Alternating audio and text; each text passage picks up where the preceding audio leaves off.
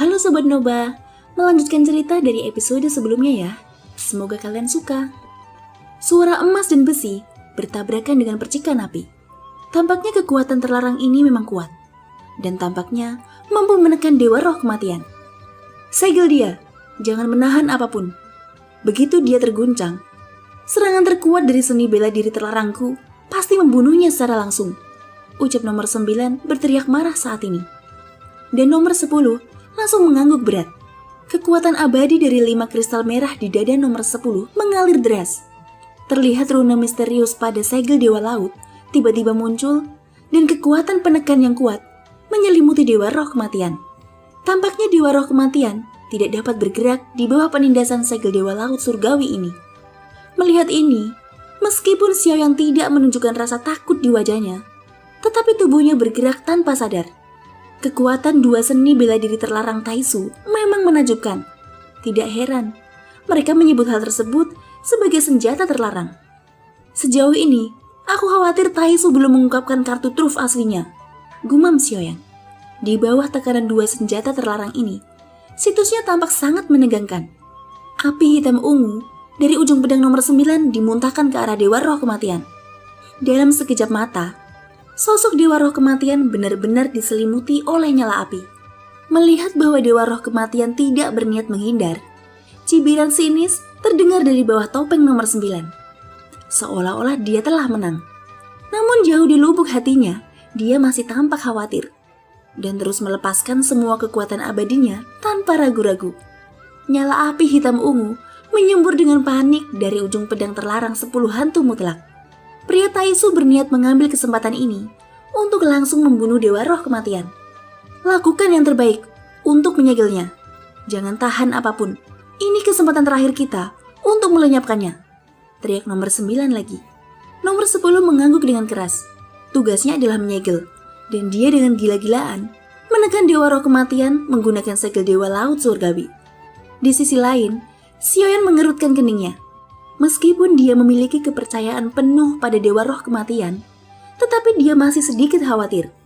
Namun ketika dia menoleh untuk melihat wajah santai dari rubah ekor 9 dan yang lainnya, baru kemudian Xiaoyan juga menghela nafas lega. Mungkin mereka para senior Labu Dewa Bermata 9 sengaja mempermainkannya sampai sekarang. Hanya saja, Xiaoyan tidak tahu mengapa mereka ingin menipunya untuk menyembunyikan kekuatannya. Mungkin di mata mereka, orang-orang Taisu ini tidak benar-benar mengancam Xiaoyan. Tentu saja, mungkin ada alasan lain yang tidak diketahui Xiaoyan. Xiaoyan memandang sang ratu, dan tiba-tiba mengerti sesuatu lagi. Segera matanya tertuju pada rubah iblis berekor 9, pendekar pedang gila, dan yang lainnya. Mungkinkah mereka? Ucap Xiaoyan, pupil matanya menyusut. Kali ini Xiaoyan menyadari sesuatu hal yang besar. Di masa lalu, ketika dia membutuhkan bantuan mereka para senior dari Labu Dewa tidak ragu untuk membantunya.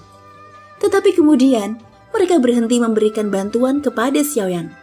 Xiaoyan awalnya berpikir itu mungkin karena para senior merasa bahwa terlalu banyak bantuan akan membuatnya bergantung. Tetapi sekarang, Xiaoyan memikirkannya dengan hati-hati bahwa justru sebaliknya. Labu Dewa Bermata 9 membutuhkan banyak jiwa, dan keberadaan sejumlah besar jiwa ini tidak diketahui. Tetapi mengapa labu itu membutuhkan jiwa untuk mengisinya kembali? Hanya ada satu jawaban, yaitu kondisi semua senior di dalam Labu Dewa Bermata 9 hanya sisa jiwa. Dengan kata lain, rubah iblis berekor 9, pendekar pedang gila, Su Lingsun, dan gadis bayangan di Labu Dewa sudah lama mati. Apa yang tersisa hanyalah jiwa mereka. Dengan kata lain, mereka sudah lama mati dalam pertempuran di dunia tanpa batas. Mungkin leluhur dunia tanpa batas memiliki kemampuan untuk tetap menjaga jiwa mereka dan membiarkan mereka tinggal di Labu Dewa Bermata 9.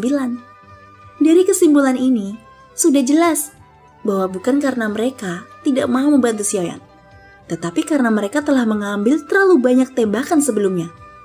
Sehingga itu akan menghabiskan banyak jiwa mereka. Itu sebabnya Dewa Roh Kematian mengeluarkan perintah untuk menghentikan semua orang membantu dalam situasi darurat yang tidak kritis. Ketika Xiaoyan memikirkan hal ini, dia langsung mengerti mengapa para senior berada di jalan buntu untuk butuh waktu yang lama melawan nomor 11. Jiwa bukan lagi kehidupan. Jiwa adalah batas keberadaan. Begitu mencapai batasnya, maka mereka akan musnah. Jika ini masalahnya, maka para senior labu bermata 9 sudah menghabiskan hidup mereka untuk melindungi Xiaoyan sebelumnya. Xiaoyan sekali lagi melihat kembali ke Dewa Roh Kematian yang dibakar oleh api ungu hitam. Sepertinya tidak ada gerakan di dalam api. Dia memang tidak khawatir pada awalnya. Tetapi seiring berjalannya waktu, sosok Dewa Roh Kematian itu masih tidak ada gerakan. Xiaoyan bisa merasakannya bahwa itu bukan api sungguhan, tapi energi mengamuk yang diubah oleh kekuatan keabadian dan kekuatannya sangat ganas. Energi kekerasan seperti itu diubah oleh kekuatan keabadian. Untuk bisa memiliki kekuatan yang menguasai seperti itu, harus menghabiskan banyak kekuatan keabadian. Baru setelah kekuatan abadi nomor 9 habis, nyala api hitam ungu yang menyembur keluar dari pedangnya perlahan berhenti. Pedang 10 hantu mutlak dan segel Dewa Laut Surgawi seharusnya cukup untuk membunuh orang ini. Sungguh sial, lawan yang kita hadapi kali ini benar-benar tangguh. Untungnya pada akhirnya, dia dapat diselesaikan, ucap pria Taisu nomor 9 sambil terengah-engah. Tidak ada angin dalam kehampaan, tetapi pada saat ini, api hitam ungu tiba-tiba menyusut dengan kecepatan yang sangat cepat. Setelah beberapa saat sosok tinggi di dalam api hitam ungu akhirnya muncul kembali. Nyala api hitam ungu yang kuat terus-menerus disedot ke dalam topeng perunggunya, sampai sinar terakhir dari api hitam ungu itu benar-benar menghilang. Apa? Dia sebenarnya menelan api 10 hantu mutlak? Tidak mungkin. Tidak peduli seberapa kuatnya dia, tidak mungkin dapat menanggung energi api dari 10 hantu 10 mutlak yang sangat keras. Bahkan yang kuat di langkah ke-7 keabadian Kaisar tidak berani menghadapinya, apalagi melahapnya seperti itu. Tunggu sampai energi kekerasan itu meledakkan tubuhnya menjadi berkeping-keping, ucap pria Taisu nomor 9 sangat terkejut. Tetapi setelah beberapa saat, tidak ada pemandangan seperti yang dia harapkan. Tubuh Dewa Roh Kematian masih utuh di udara. Tidak ada ledakan dan tidak ada luka bakar. Adegan ini membuat kedua pria Taisu itu terbelalak. Mereka tidak dapat menerima kenyataan bahwa Dewa Roh Kematian tampaknya tidak terluka. Mundur, ada yang salah dengan orang ini. Kita bukan lawannya, ucap pria Taisu nomor 9 buru-buru bereaksi. Meskipun seorang komandan tidak dapat mundur dengan mudah dalam perang, dalam situasi ini, jelas bahwa Dewa Roh Kematian di depannya jauh melampaui apa yang dapat ditangani mereka berdua. Kekuatan orang ini setidaknya di atas langkah ke-7 keabadian Kaisar, dan tidak mungkin menghadapinya dengan kekuatan kami berdua, ucap nomor 9 kembali. Pria Taisu nomor 10 mengangguk berat. Segera sayap dewa dengan kilau logam terbanting di belakang keduanya. Mereka bersiap untuk menembak ke belakang. Tetapi pada saat ini, suara berat dari topeng perunggu perlahan terdengar. Tetap di tempatmu, ucap Dewa Roh Kematian. Suara seram itu jatuh seperti guntur di telinga mereka. Sayap di belakang keduanya tiba-tiba berhenti dan kedua sosok itu membeku di udara. Ketika keduanya berhenti, di topeng Dewa Roh Kematian saat ini, api hitam ungu memadat menjadi bola energi hitam di depannya. Nyala api terus menyembur keluar dari topengnya, dan bola hitam itu terus membengkak menjadi besar di depannya. Saat berikutnya, bola api hitam raksasa bergerak menuju dua orang yang melayang di tempat. Melihat bola hitam ini, ekspresi wajah nomor 9 dan nomor 10 langsung berubah secara dramatis. Mereka berjuang keras di dalam hatinya, tetapi menemukan bahwa tubuh mereka tidak bisa bergerak. Mereka hanya bisa menyaksikan tanpa daya saat bola api yang awalnya berurusan dengan Dewa Roh Kematian berbalik menyerang mereka saat ini.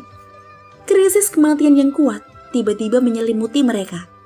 Perasaan ini langsung membuatnya sangat panik. Mereka ingin meminta bantuan, tetapi itu sudah terlambat. Bola hitam dengan ukuran ratusan kaki sudah tiba dalam sekejap mata. Pada saat yang sama, sosok Dewa Roh Kematian juga bergerak ke depan, menusuk bola hitam raksasa dengan senjata beliung kapak perunggunya. Bola hitam setinggi 100 kaki langsung meledak di bawah tebasan Dewa Roh Kematian. Kekuatan yang kuat menyapu mereka berdua. Tetapi sosok Dewa Roh Kematian tidak mundur karena ledakan itu. Hanya dua ledakan teredam yang terdengar. Nomor 9 dan nomor 10 ditembak mundur dari ledakan. Postur mereka terdistorsi. Armor dewa palsu di dada mereka runtuh. Dan seluruh tubuh bagian atas mereka berdarah. Vitalitas kehidupan keduanya dengan cepat menghilang.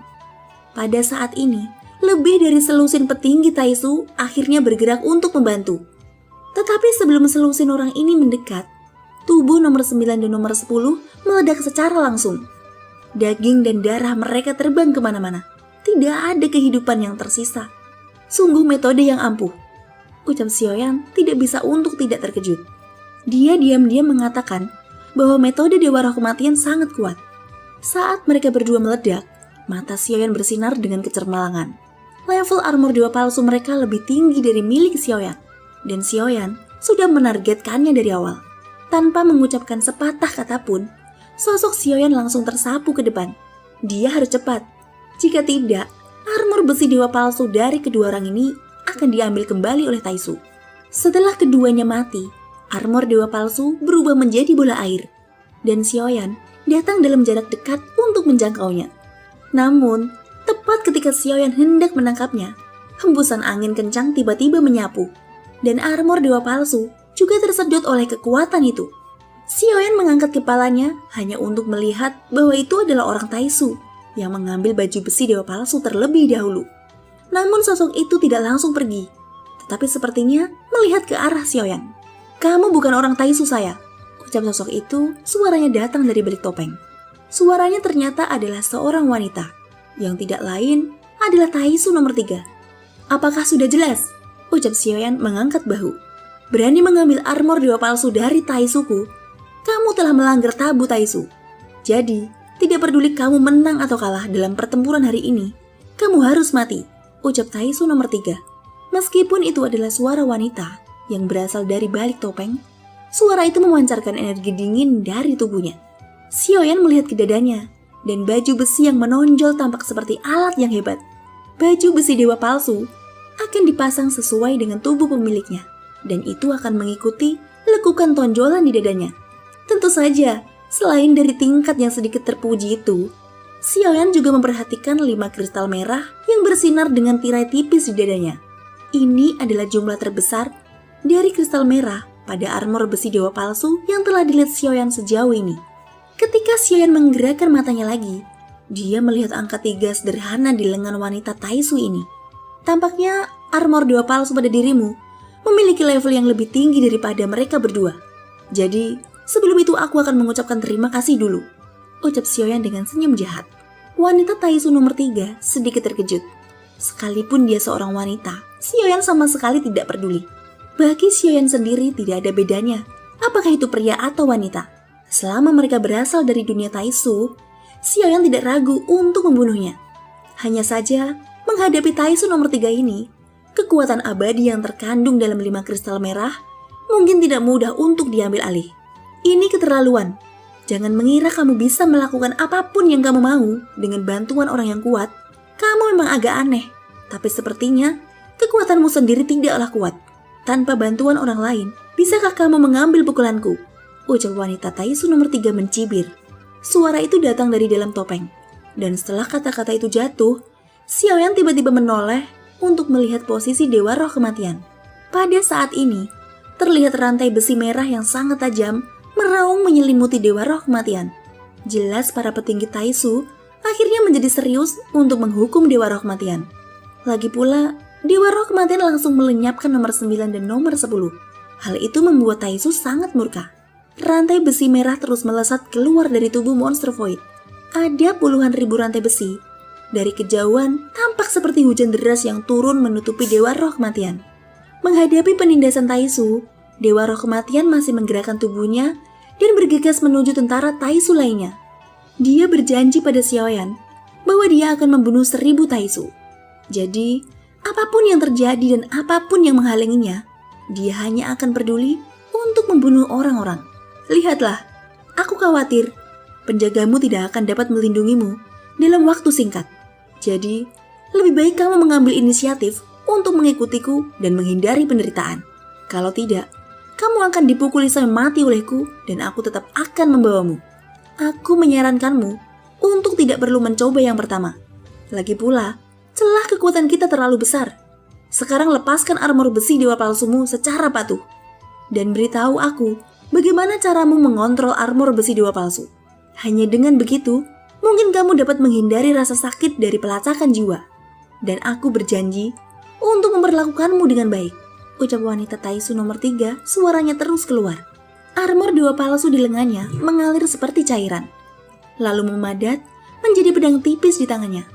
Dia perlahan mengangkat pedang tipis itu dan mengarahkannya ke Xiaoyan. Ada kekuatan abadi yang agung menyembur keluar dari kristal merah di dadanya. Itu berkumpul menuju pedang tipis di tangannya. Xiaoyan memandangi Taisu nomor 3 di depannya. Kekuatan abadinya mengalir seperti zat. Penggunaan kekuatan abadi Taisu begitu kasar, dan kekuatannya benar-benar tidak diragukan lagi. Selain itu, pertarungan di medan perang ini seperti dua gelombang yang berpotongan. Sudah waktunya bagi Xiaoyan untuk bergerak. Meskipun Xiaoyan pernah memiliki pengalaman perang di dimensi malapetaka dewa sebagai Zuzang, tetapi ketika dia mengalaminya di dunia nyata, itu masih tak terbayangkan. Kekuatan musuh yang harus dihadapi Xiaoyan memang jauh melampaui kemampuannya saat ini. Namun dia memiliki klon kuat serta teknik penggabungan tubuh. Justru karena inilah, Xiaoyan memiliki kualifikasi untuk menghadapi makhluk abadi yang kuat. Pada saat ini, jejak di antara alis Xiaoyan berkedip. Energi darah yang kuat di tubuhnya menyebar. Telapak tangannya perlahan meraih ke belakang.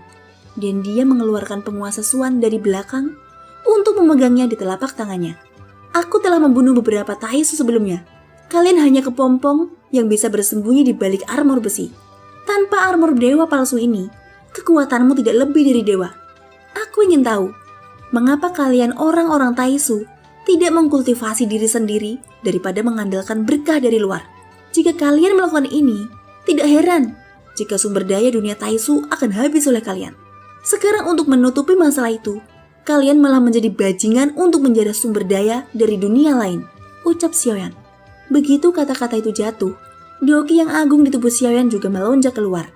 Saat berikutnya, lautan api menyebar dari telapak kaki Xiaoyan dan kemudian berubah menjadi ruang api lingkup yang menyebar hingga ribuan kaki.